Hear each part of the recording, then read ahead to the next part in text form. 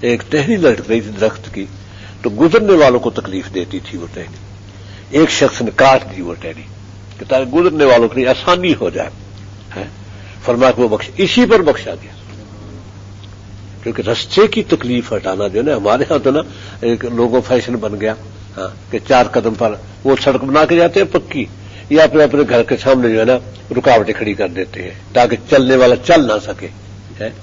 چلو وہ خود تو بنا جائے ایک بات ہے، کیونکہ وہ بناتے ہیں تو وہ رکاوٹ نہیں بنتی، اس کے اوپر سے آسانی سے گزر جاتا ہے. یہ بناتے تو ٹھوکر لگتی ہے، جھٹکا لگتا ہے، اور اگر بچہ بیٹھے تو گر جائے گا.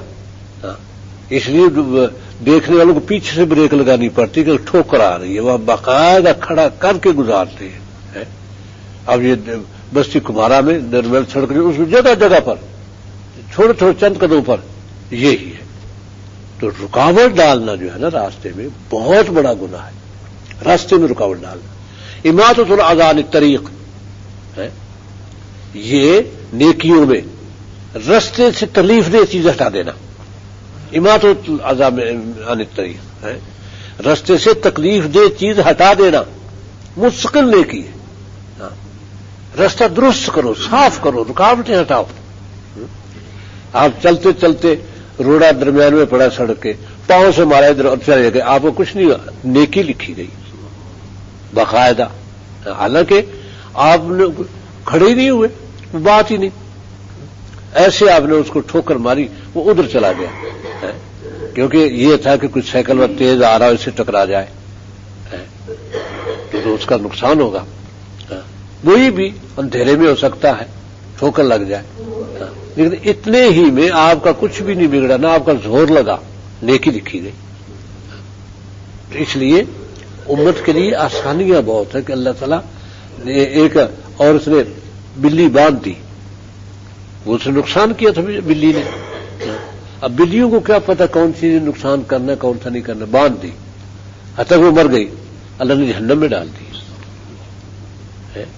تیرا نقصان کیا تھا، چلو تم مارتی، ڈنڈا مارتی، کچھ کرتی ہے، تو یہ کیا کہ تم نے بھوکا مار دیا اس کو باندھ کے، رزق تک نہیں پہنچنے دیا، یا اس کا رزق موجود ہے.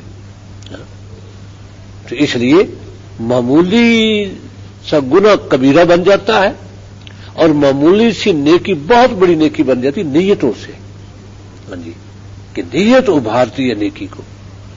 یہی میں کہا کرتا ہوں نا کہ سب سے بڑی بات ہے کہ اپنی نیتیں صاف کرو، نیت کو درست کرو، کہ آپ کا ہر کام چھوٹا بڑا اللہ کے لیے ہو بس. ہاں جی، جو بھی آپ کرتے ہیں، بچے سے پیار کرتے ہیں تو اس لیے کہ بچوں کو پیار کا حق ہے.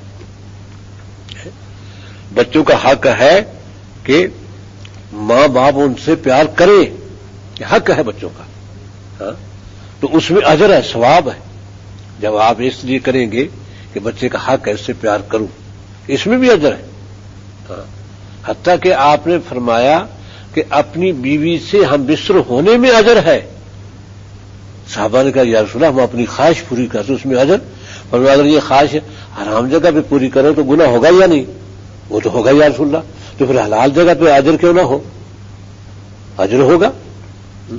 تو بات نیت کی ہے. آپ حضرت حسن کے ساتھ پیار کر رہے تھے تو اقرا بن حابس تمیمی تھے، بنو تمیم کے سردار زیادہ ہی اکڑ خوں تھے، پورے عرب میں مشہور تھے. تو وہ کہنے لگے یا رسول اللہ میرے 8 کہا شاید کہ 8 بیٹے ہیں، تو کبھی ایک سے بھی میں نے ایک کوئی بوسہ نہیں دیا. آپ نے فرمایا کہ تیرے دل سے اللہ تعالی رحم چھین لے تو میرا قصور ہے، رحم ہی نہ رہے تیرے دل میں تو اس لیے نیتوں پر منحصر ہوتا ہے کہ ایک جائز چیز آپ نیت سے کرتے کہ جس سے لوگوں کا فائدہ ہے، اللہ تعالیٰ اس پر اجر دیں گے. تو یہ ہے کہ تم اللہ پر کہتے جو تم جانتے ہی نہیں، ایسی اپنی جنت الاٹ کرا جو مرضی کیے جاؤ جناب جنت ہماری الاٹ ہے.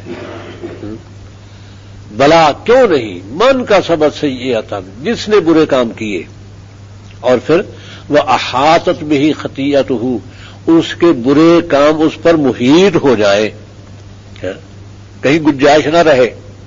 تو محیط تبھی ہوں گے کہ شرک یا کفر کر لے تو محیط ہو جائیں گے گناہ. اگر ایمان باقی ہے گناہ محیط نہیں ہوئے، کیونکہ ایک رخنہ باقی ہے جہاں سے مغفرت اور رحمت آ سکتی ہے اور سارے گناہ مٹا سکتی ہے۔ جب محیط ہو جائے تو پھر رحمت اور مغفرت کہاں سے آئے؟ جس شخص نے برائی کی اور اس کے گناہ محیط ہو گئے فاولئک کا سب یہی آگ والے ہیں۔ تو جب نبی صلی اللہ علیہ وسلم کا انکار کر دے گا کوئی تو محیط ہی محیط ہے، گناہ باقی کیا رہا پھر؟ وہ تو اور نہ بھی کوئی برائی کرے تو نبی صلی اللہ علیہ وسلم کا انکار کرنے سے یا اللہ تعالیٰ کے احکام بدل دینے سے ایک ہی گناہ محیط ہو گیا، بس سب کچھ گیا۔ کیونکہ کفر جو ہے نا وہ محیط ہے، اس لیے کافر کو اللہ نہیں بخشے گا۔ لن یغفر لن یشرک بہ، اللہ اس کو نہیں بخشے گا اللہ کا شرک کیا۔ ہر کافر مشرک ہے، ہر کافر مشرک ہے، لیکن اصلاح کے طور پر بولنے میں وہ کفار عرب کو مشرک کہا جاتا تھا اور یہود کو اہل کتاب کہا جاتا تھا، حالانکہ یہ بھی مشرک تھے، یہ نہیں کہ مشرک نہیں تھے، مشرک تو تھے۔ تو یہ احاطت بہ خطیئتہ اولئک اصحاب النار، یہ ہے آگ والے، ہم فیہا خالدون، اور یہ آگ میں ہمیشہ رہیں گے۔ تو یہی یہاں بھی سر سید احمد خان یہ کہتے تھے کہ آگ واگ کچھ نہیں ہے، اصل میں برائیوں سے باز رکھنے کے لیے ڈرانا ہے تاکہ لوگ ڈر کے، تو مطلب یہ کہ اللہ تعالیٰ دھوکہ دے رہا ہے تو کچھ بھی نہیں اور ڈرا رہا ہے تاکہ ڈر کے لوگ برائیوں سے باز آ جائیں، نیکی کی طرف رغبت کریں۔ والذین آمنوا وعملوا الصالحات، جو لوگ ایمان لائے اور پھر کام اچھے کیے، لیکن ایمان تو لے آئے اور نیکی کے قریب نہیں گئے، ان کے لیے وعدہ نہیں ہے۔ یہ الگ بات ہے کہ وہ اللہ تعالیٰ نے بخشے گا، کیونکہ نبی صلی اللہ علیہ وسلم نے فرمایا بڑی وضاحت سے کہ کوئی مومن جہنم میں نہیں رہ جائے گا، مطلب جانا تو ہے جہنم میں، اب تک نمازی بھی جائیں گے جہنم میں، کیونکہ جب شفاعت ہوگی تو سب سے پہلے وہی نکلیں گے جو نمازی تھے، اس لیے کہ آپ فرماتے ہیں کہ یہ حد لی حدن، جب میں شفاعت کراؤں گا جنت میں جانے کے بعد، یہ شفاعت ہوگی جنت میں جانے کے بعد۔ یہاں میدان حشر میں جو ہے نا وہ تو شفاعت ہوگی پوری امت کی مطلقہ، میری امت کو اللہ تعالیٰ بخش دے، اللہ تعالیٰ وعدہ پورا ہوگا۔ ضروری نہیں کہ ابھی سیدھے ہی جنت نہیں، مطلب نہیں کہ جو جنت میں چلے جائیں گے وہ بھی بخشے جائیں گے۔ تو یہ پہلا وعدہ تو یہ ہوگا۔ 4 شفاعت نبی صلی اللہ علیہ وسلم کی یہ میدان حشر میں ہے، 4 جنت میں جا کے۔ تو یہ 4 شفاعتیں، پہلی تو سب دنیا کے لیے کہ اللہ تعالیٰ حساب کتاب جو ہے نا لے لے، دوسری یہ کہ اللہ تعالیٰ میری امت کو بخش دے، یہ ہے۔ تیسری شفاعت یہ ہوگی کہ اللہ تعالیٰ تو نے فرمایا تھا تیری امت کے میں اجر دگنا کر دوں گا۔ تو ویسے تو یہ دنیا میں تو ہوتا رہا کہ 700 گنا تک، اس سے بھی بڑا نیت کہ آپ نے فرمایا کہ لا تسبوا اصحابی، میرے صحابہ کو برا بھلا نہ کہنا، لو ان احدکم انفق مثل احد ذهبا ما بلغ مد احدهم ولا نصیفا، اگر تم احد پہاڑ جتنا سونا خرچ کرو تو ان کے آدھا کلو جو کو نہیں پہنچتا۔ تو یہ معمولی فرق نہیں ہے، اتنا بڑا فرق ہے کہ ہم اس کا حساب ہی نہیں لگا سکتے، اتنا بڑا فرق ہے۔ یہ تو یہی سے ہوا ہے۔ وہاں یہ کہا جائے گا کہ اللہ تعالیٰ تو نے کہا تھا کہ دگنا کر دوں گا، اس کو دگنا کرنا ہے قیامت میں۔ ان پوری زندگی کے اعمال جو اپنی نیتوں کے مطابق لکھے گئے یہ اسی طرح ہے، ان کو پھر وہاں دگنا کر دینا ہے۔ یہ تیسری سفارش ہے۔ اور چوتھی سفارش وہ یہ ہوگی کہ تو نے بغیر حساب کے کہا تھا کہ میں 70,000 کو بغیر حساب کے لے جاؤں گا، اس میں اضافے کے لیے تو پھر یہ ہوگا کہ 70,000 میں سے ہر شخص اپنے ساتھ 70,000 لے جائے۔ یہ 4 شفاعتیں میدان حشر میں ہیں، پھر 4 شفاعتیں آگے ہیں جنت میں۔ جنت میں جانے کے بعد آپ نے فرمایا کہ سب سے زیادہ پریشان جنت میں جانے کے بعد فکر مند تم ہو گیا، اپنے ساتھی کو جہنم میں جا چکے، تو وہاں سب سے پہلے نبی صلی اللہ علیہ وسلم شفاعت کرائیں گے، تو اللہ تعالیٰ نبی صلی اللہ علیہ وسلم حد لی حدن، میرے لیے حد مقرر کر دی جائے گی کہ ان لوگوں کو تم نکال لاؤ، میں ان کو پہچانوں گا وضو کے اعضاء سے. معلوم ہو کہ نمازی بھی ہوئے، ہاں جی، کیونکہ جنہوں نے حقوق العباد میں کوتاہیاں کی، نماز تو پڑھتے رہے، جھوٹ بولے، ٹھگیاں کی، بلیک میل کیا، تو یہ سب لوگوں کو لوٹا، لوگوں پر ظلم کیے، تو یہ نمازی بھی ہوں گے. تو اس لیے میں ان کو وضو کے اعضاء سے پہچانوں گا کہ آگ پورے جسم کو جلائے گی، وضو کے اعضاء اسی طرح رہیں گے، چمک رہے ہوں گے، میں نکال لاؤں گا. پھر آ کے میں سجدے میں گر جاؤں گا کہ اللہ تعالیٰ جو تو نے فرمایا تھا وہ تو آ گئے، ان میں کوئی باقی نہیں بچا. پھر یہ حد لی حدن، پھر ایک حد مقرر کی جائے گی میرے لیے، اس کے مطابق پھر میں نکال لاؤں گا. جی، ان کو یعنی پہچان بتا دی جائے گی. پھر میں آ کے سجدے میں گر جاؤں گا کہ اللہ تعالیٰ وہ تو میں نکال لایا، اب مزید. پھر کبھی حد لی حدن، پھر میرے لیے حد مقرر کی جائے گی. پھر چوتھی بار میں کہوں کہ اللہ تعالیٰ باقی جو رہ گئے اب ان کے لیے، تو فرمایا کہ اس کو نکال لاؤ جس کے دل میں مسکال ذرۃ من خیر، نیکی کا ذرہ بھی جس کے دل میں، اس کو بھی نکال لاؤ. 5ویں دفعہ جب میں سجدے میں جاؤں گا کہ اللہ تعالیٰ وہ نکالا. اور اللہ تعالیٰ فرماتے ہیں کہ شافع النبیون و شافع الصالحون و شافع العلماء و شافع الشہداء باقی الرحمان، سب کی شفاعت ہوئی، رحمان باقی رہ گیا. پھر رحمان ایک مٹھی بھریں گے جہنم سے. یہ اس میں وہ لوگ آئیں گے کہ جنہوں نے صرف ہی لا الہ الا اللہ کہا ہوا ہے، بس یہ مٹھی بھریں گے اور اس کو نہر حیات میں ڈالیں گے. ہاں، وہ نہر حیات ایک نہر جنت کے باہر بہ رہی ہے، اس میں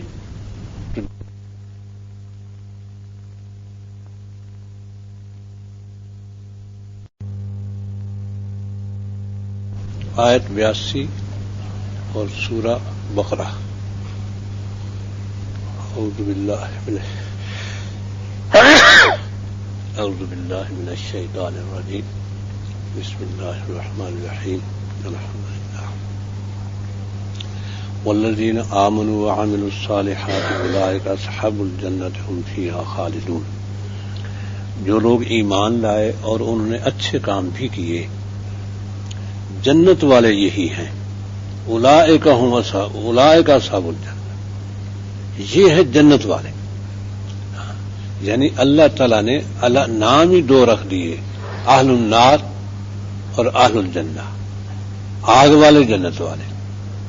تو یہ جنت والے ہیں، یہ جنہوں نے ایمان کے ساتھ اچھے عمل کیے. اور یہ ہم فیہا خالدون، پھر یہ ہے کہ جنت میں ہمیشہ رہیں گے. دنیا میں تو ہمیشہ نہیں رہنا، سب کو پتا ہے کہ دنیا میں مرنا ہی مرنا ہے. کوئی یہ نہیں کہہ سکتا کہ میں ہمیشہ رہوں گا دنیا میں. یہ ہر ایک کو، مومن کافر سب کو پتا ہے کہ دنیا سے تو جانا ہے. کافر بھی جانتے اس بات کو، کیونکہ یا تو کافر نہ مرتے ہو، پھر تو بھی بات ہے جی کافر تو کئی صدیوں سے پھرتے ہیں اور ہم مرتے ہیں، پھر تو کہتے بھی ہم تو دنیا، ہمیں تو دنیا چاہیے جی، کیونکہ 2-4 صدی جی تو لیں گے. ہاں، وہاں دیکھا جائے گا ہمیشہ کب جاتے ہیں. لیکن یہ کہ کافر بھی مرتے، مومن بھی مرتے. ہاں، موت کا کوئی کافر انکار نہیں کر سکتا، ہر شخص کو پتا ہے کہ مرنا ہے. جنت وہ چیز ہے کہ جہاں مرنا نہیں ہے بس، اور پھر رہ جاتی ہے بچپن، جوانی، بڑھاپا. بچپن تو گزر گیا دنیا میں، اور جو بچہ فوت ہو گیا اس کا بھی گزر گیا، کیونکہ قیامت میں کوئی بچہ نہیں اٹھے گا، جوان ہی اٹھے گا. ہاں جی، تو اس لیے جو جسے بھی اٹھنا ہے ٹھیک اٹھنا ہے. اور بوڑھا اپنی کمزوریوں کے ساتھ نہیں اٹھے گا، ٹھیک جوانی کے ساتھ بھرپور طاقت کے ساتھ اٹھے گا. اٹھنا ہے، قبر سے اٹھنا ہے، ہر شخص کو اٹھنا ہے. اور حساب کتاب کے بعد یا جہنم ہے یا جنت ہے. تو جنہوں نے عامل الصالحات، اچھے کام کیے ہوں گے، وہ جنت میں. جنت میں ایک دفعہ مل جائے جنت بس پھر تو کبھی لاکھوں کروڑوں اربوں خربوں سال تک بھی جنت میں آپ، جنت آپ کی ملکیت، دنیا آپ کی ملکیت نہیں ہے، جنت آپ کی ملکیت ہے. جنت مل جانے کے بعد جنت نہیں آپ سے جاتی ملکیت، پھر اس میں خود مختاری ہے. یہاں تو خود مختاری نہیں ہے، کیونکہ حدود ہے. آپ اپنے حق سے بڑھتے ہیں تو آگے دوسرے کا حق ہے، ہاں وہ حق تلفی ہو جائے، اس سے بچنا ہے. تو یہاں تو بچ بچ کے قدم رکھنا ہے، وہاں بچ بچ کے نہیں قدم رکھنا، جو مرضی ہے کرو، کوئی قانون نہیں آپ پر، آپ کے حسب منشا جو چاہے کرو وہاں. ایسی کھلی آزادی ہے، کیونکہ جنت آپ کی ملکیت، کسی جنت سے باہر جانے کی ضرورت نہیں، کیونکہ جتنی پوری روئے زمین ہے، پوری روئے زمین اتنی بڑی جنت ایک جنتی کی ہے. اللہ کے رقموں کی کمی نہیں. جب کائنات اتنی وسیع ہے کہ سائنسدان کہتے ہیں کہ اگر روشنی کی رفتار سے کوئی چلے، روشنی کی رفتار سے، یعنی وہ 1,84,000 میل، کلومیٹر نہیں، یعنی 3.25 لاکھ میل فی گھنٹہ چلے، اتنا تیز چلے تو 1 کھرب سال میں دنیا کے اوپر پہنچے گا. 1 کھرب سال میں اگر ایک فرد کو اللہ تعالیٰ اتنی جنت دیتا ہے تو کوئی رقموں کی کمی ہے؟ وہ مالک ہے. اب اس سے کہاں نکلنے کی ضرورت پیش آئے گی؟ اور یہ اپنا ملک ہے. اذا رأیت ثم رأیت نعیما و ملکا کبیرا، جب آپ وہاں دیکھیں گے تو نعمتیں ہی نعمتیں، ہر طرف نعمتوں کی بھرمار، اور بہت بڑا ملک ایک جنتی کا یہ ہے. تو اس میں یہ نہیں کہ سنسان ہے، نہیں، ہزاروں لاکھوں خادم آپ کے، بیویاں بے شمار سب آپ کی. اور یہ ہے کہ پہلے بھی بتا چکا ہوں کہ طاقت اتنی ہوگی کہ اگر پہاڑ پہ مکہ مار دیں تو پہاڑ ریت ہو جائے. اتنی بڑی طاقت کے ساتھ اگر 1,00,000 بیویاں بھی ہوں تو کیا فرق پڑتا؟ کچھ نہیں. صحت اسی طرح، اور پھر جانا نہیں کہیں، زندگی ختم نہیں ہونی. اس لیے یہ ہے کہ آزادی ہے، جو چاہے کرو، بلکہ آپس میں جو میل ملاپ ہوں گے، کبھی ادھر دعوت ہے، کبھی ادھر دعوت ہے، کبھی ان کی ادھر دعوت ہے، بس یہ کام کوئی ہے نہیں سوا کھانے پینے مزے اڑانے کے، کام اور کوئی نہیں. یہی ملحدین کی سمجھ میری بات آتی، یہ کیسے ہو سکتا؟ انکار کر کے محروم ہو جاتے ہیں. تو ٹھیک ہے، نہ مانو، نہ مان کے کس کا نقصان کرو گے؟ جب اللہ کہہ رہا ہے من اصدق من اللہ، اللہ سے سچا کون ہے؟ اللہ خود کہہ رہا ہے کہ اذا رأیت ثم رأیت نعیما و ملکا کبیرا، جب تم دیکھو گے تو بہت بڑا ملک دیکھو گے. اور یہ پہلے بھی میں نے حدیث سنائی ہوگی مسلم شریف میں کہ حضرت موسیٰ علیہ السلام نے درخواست کی کہ اللہ تعالیٰ اعلیٰ جنتی کی جنت اور ادنا جنتی کی جنت. تو ادنا جنتی اللہ تعالیٰ نے فرمایا کہ موسیٰ پہلے ادنا جنتی کی جنت سن لے. یہ وہ شخص ہے جو سب سے آخر میں جہنم سے نکلے گا. شفاعتیں ہو چکی اور اللہ تعالیٰ اپنی مٹھی بھی بھر چکے جہنم سے، اور جہنم میں ہزاروں سال گزر چکے، ایک جہنمی آخر میں نکلے گا. ہاں جی. تو وہ مرحلہ وار اس کے جو امتحان ہوگا پھر کہ پہلے تو نکلتے ہی کہے گا جہنم کی طرف، منہ جہنم کی طرف ہے کہ الحمدللہ الذی آزانی من کے اس نجانی من کے، اس اللہ کا شکر ہے جس نے تجھ سے مجھے نجات دے دی، جہنم سے کہے گا. اور پھر ساتھ ہی کہے گا واللہ لم اوتی ما کیا اوتیت ما لم یؤت احد من العالم، اللہ کی قسم مجھے وہ نعمتیں مل گئی دنیا میں جہان میں کسی کو ملی ہی نہیں، جہنم میں ٹوٹ گیا اور ابھی کوئلے کا کوئلہ ہے اور جہنم کے کنارے کھڑا ہے. جہنم کی لو، ایک جہنم میں تھا، جہنم کی لو. تو پھر ایک درخت نمایاں ہوگا اس کے سامنے، بڑا خوبصورت سایہ دار، اس کے نیچے چشمہ بہ رہا ہے، پیاس تو جہنم کی ہے ساری، ایک لو بھی ہے، وہ تو نجات تو وہی نجات بہت ہے جس سے نکل آیا. وہ درخت کو دیکھے گا اللہ تعالیٰ، تو نے مجھے جہنم سے نکالا ہے، وہاں بھی پہنچا دے، میں پانی پی لوں، پیاسا ہوں، پھر اس سے جہنم سے بچ جاؤں اس کے، تب اس سے اللہ تعالیٰ کہیں گے بندے میں پہنچا تو دوں لیکن تو صبر نہیں کرے گا، پھر اور مانگے گا کچھ، اور بھی اللہ میرے لیے مانگنے کو چیز ہے اس سے، اور چاہیے کچھ، مجھے پانی مل جائے، سایہ مل جائے.